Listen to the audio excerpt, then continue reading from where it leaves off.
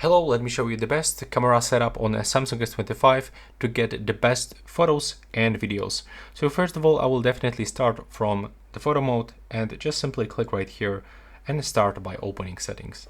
Now I can recommend you to get this one, the shot suggestions, so you will get on-screen guides to help you line up the great shots. And here you can also find intelligent optimization, and I will actually go for the quality optimization to get the maximum one. And additionally, you can turn on Scene Optimizer, so it will automatically optimize the color and contrast of pictures. And right now, when you go back, you can also find some other things. Like for example, you can find this HEIF mode. But if you want to share those pictures sent to someone else, I would recommend you to actually turn them off. And here we can also find the motion photo capture, and here we can find before and after shutter and before shutter only. So this will be pretty useful if you have some kind of the tripod or stand, or you holding your phone pretty steady.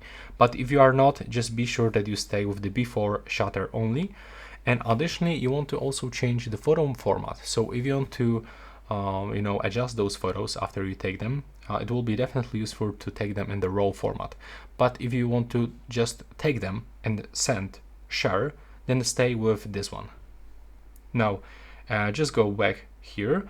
And additionally, you can also add some things like, watermark if you want to mark your photos. But yeah, that's how it actually looks in your photos. If you are looking for some videos, and then here you can find some things. I will switch for 30 and 60 frames per second, and by going into advanced video options, I will actually go for this video format. It's actually the most compatible, but if you want to get the best quality, you can actually turn the high bitrate videos and HDR10 plus, and here we can find some additional things like 360 audio recording, which is pretty useful, but also you can go with zoom in microphone.